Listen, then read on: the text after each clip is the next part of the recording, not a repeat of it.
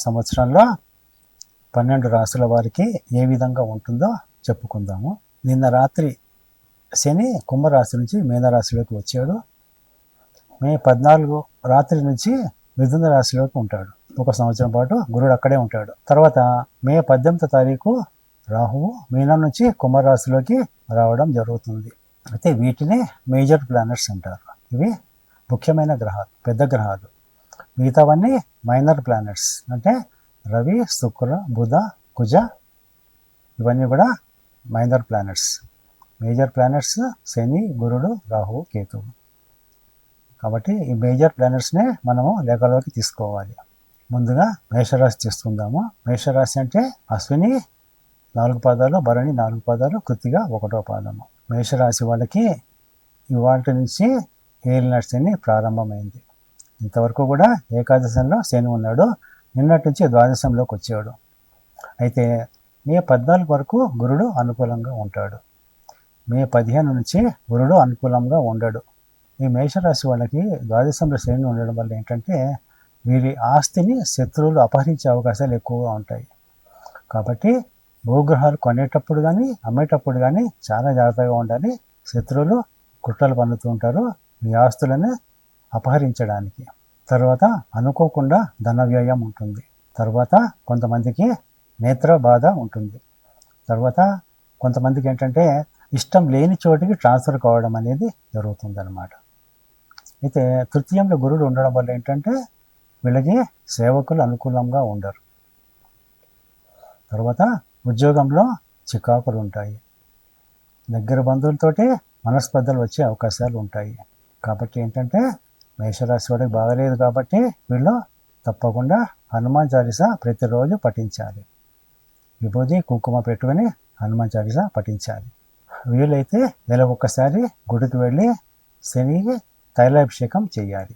ఇప్పుడు వృషభ రాశి గురించి చెప్పుకుందాము. కృతిక 2, 3, 4 పాదాలు, రోహిణి 4 పాదాలు, మృగశిర 1, 2 పాదాలు. ఇవి వృషభ రాశిలోకి వస్తాయి. వృషభ రాశి వాళ్ళకి ద్వితీయంలో గురుడు, ఏకాదశంలో శని, దశమంలో రాహు ఉన్నారు. వృషభ రాశి వాళ్ళకి ఏంటంటే ఈ సంవత్సరం ఆదాయం పెరుగుతుంది. ఆకస్మిక ధనలాభం ఉంటుంది. ఇంట్లో శుభకార్యాలు అవుతాయి. తర్వాత మంచి విందు భోజనాలు చేస్తారు. వీరి మాటకు విలువ ఉంటుంది.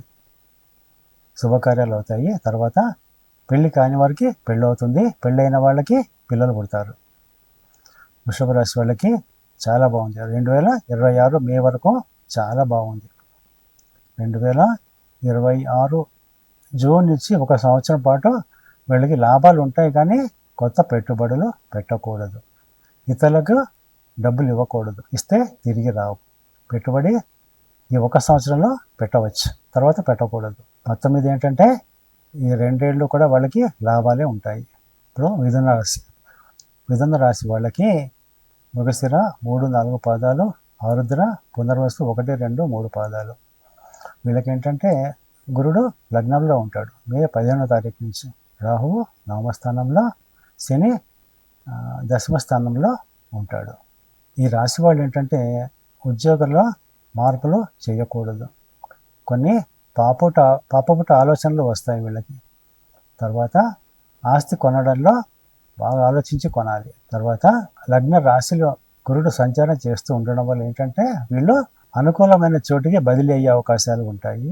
తర్వాత తల్లితో అనుబంధం పెరుగుతుంది. తల్లి వైపు బంధువులు లేకపోతే ఇంట్లో ఉన్న ముసలి వాళ్ళకి మంచి జరుగుతుంది అన్నమాట. వృద్ధులకు మంచి జరుగుతుంది. వివాహం కాని వాళ్ళకి వివాహం అయ్యే అవకాశాలు ఎక్కువగా ఉన్నాయి. మొత్తం మీద మిథున రాశి వాళ్ళకి ఈ సంవత్సరం బాగుందని చెప్పాలి. కానీ కొన్ని జాగ్రత్తలు తీసుకోవాలి. ఉద్యోగం మారకూడదు. ఆస్తి కొన్ని విషయంలో జాగ్రత్తగా ఉండాలి. పాపపుట ఆలోచనలు వస్తాయి, కానీ అవి ఆచరణలో పెట్టకూడదు. కర్కాటక రాశి పునర్వసు 4వ పాదము, పుష్యమి 4 పాదాలు, ఆశ్లేష 4 పాదాలు. వీరికి ఏంటంటే 9వ స్థానంలో శని, అష్టమంలో రాహువు, ద్వాదశంలో గురుడు, ద్వితీయంలో కేతువు ఉన్నారు. 2025 ఏప్రిల్ నుంచి 2026 మార్చ్ వరకు వీరికి ఏంటంటే తండ్రి వైపు బంధువులతో మనస్పర్ధలు రావచ్చు. తండ్రి వైపు బంధువులకి అనారోగ్యం చేయవచ్చు. తర్వాత వీళ్ళు పుణ్యక్షేత్రాలు తీర్థయాత్ర చేద్దామంటే వాటికి ఆటంకాలు వస్తాయి. ఆకస్మిక ధన వ్యయం ఉంటుంది. తర్వాత వీళ్ళు శుభకార్యాలకై డబ్బు ఖర్చు చేస్తారు. తర్వాత వీళ్ళకి అధికారులతో మనస్పర్ధలు వచ్చే అవకాశాలు ఉన్నాయి. మొత్తం మీద కర్కాటక రాశి వాళ్ళకి ఏంటంటే ఈ సంవత్సరము మిశ్రమంగా ఉంది. అంటే పెద్ద చెడు జరగదు, పెద్ద మంచి జరగదు. సింహరాశి ఒక 4 పాదాలు, పూర్వ పల్గొని 4 పాదాలు, ఉత్తర 1వ పాదము. సింహరాశి వాళ్ళకి ఏంటంటే శని అష్టమంలో ఉంటాడు, గురుడు ఏకాదశంలో ఉంటాడు, రాహు సప్తమంలో, కేతు లగ్నంలో ఉంటారు. సింహరాశి వాళ్ళకి ఏంటంటే వైవాహిక జీవితంలో కొంచెం అశాంతి కలిగే అవకాశాలు ఎక్కువగా ఉన్నాయి.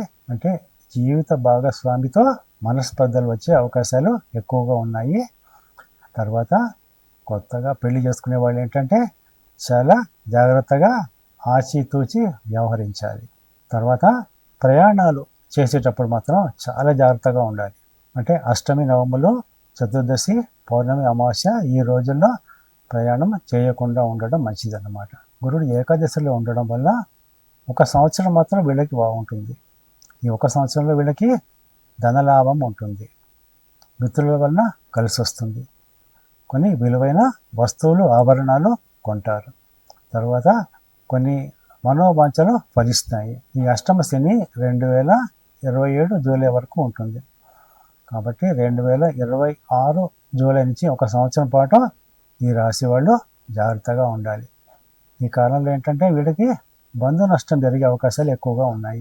కన్యా రాశి ఉత్తర 2, 3, 4 పాదాలు, హస్త 4 పాదాలు, చిత్త 1, 2 పాదాలు కన్యా రాశిలోకి వస్తాయి.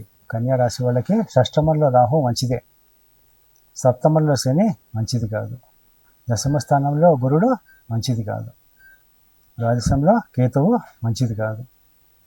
కాబట్టి ఈ రాశి వాళ్ళు ఏంటంటే ఈ సంవత్సరము వీళ్ళకి బంధువులతో మనస్పర్ధలు వచ్చే అవకాశాలు ఎక్కువగా ఉన్నాయి.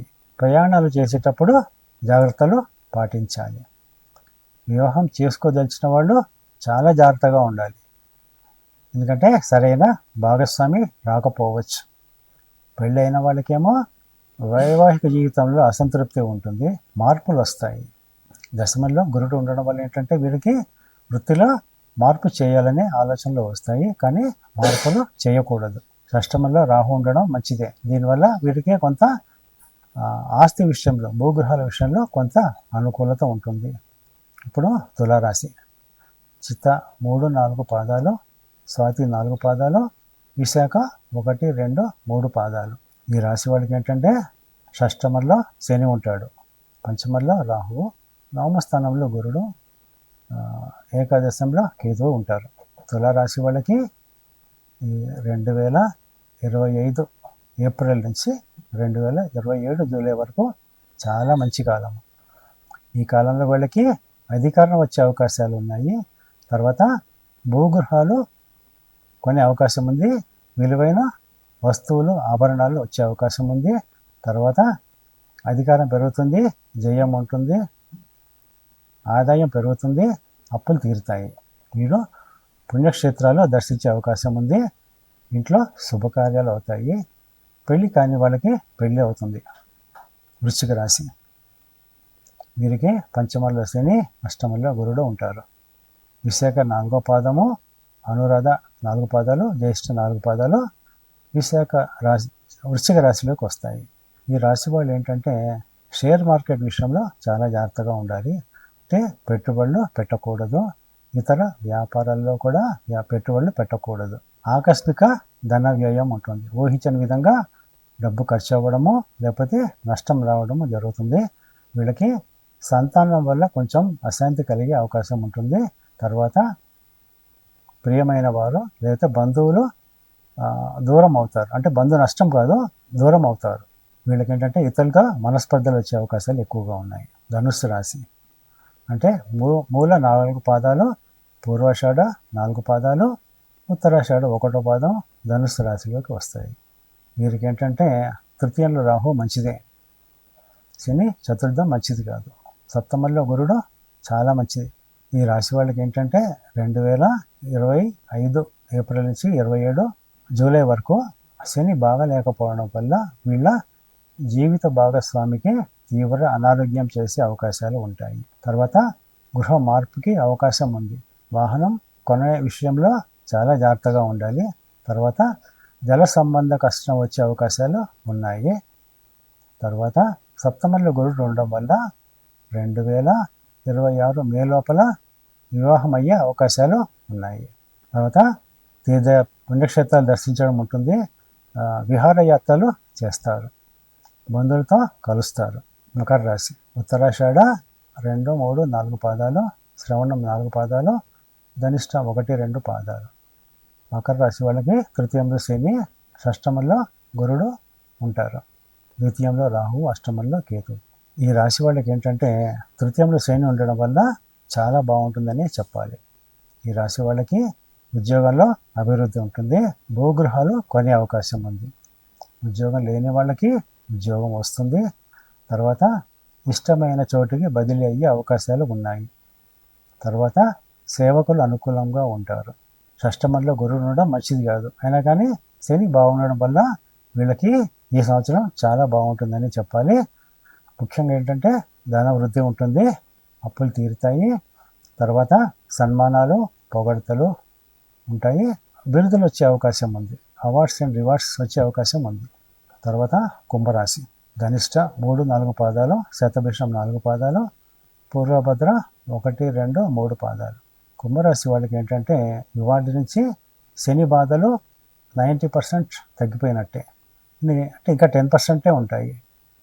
పంచమ స్థానంలో గురుడు చాలా మంచిది. లగ్నంలో రాహు ఉంటాడు. పంచమ స్థానంలో గురుడు ఉండడం వల్ల ఏంటంటే వీళ్ళకి సంతానంకి మేలు కలుగుతుంది. షేర్ మార్కెట్ వల్ల వీళ్ళకి లాభాలు ఉంటాయి. తర్వాత వీళ్ళకి మనశ్శాంతి ఉంటుంది, సంతోషకరమైన సంఘటనలు ఉంటాయి.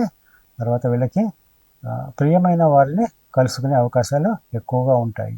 ద్వితీయంలో శని ఉండడం వల్ల ఏంటంటే వీళ్ళు మాట విషయంలో జాగ్రత్తగా ఉండాలి. వీరి మాటల వల్ల అకారణ వైరం వచ్చే అవకాశం ఉంది.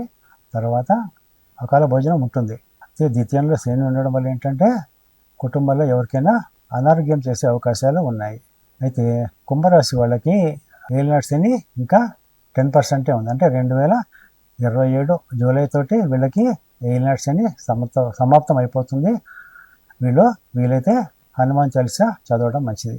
మీనరాశి పూర్వభద్ర 4వ పాదము, ఉత్తరభద్ర 4 పాదాలు, రేవతి 4 పాదాలు మీనరాశిలోకి వస్తాయి.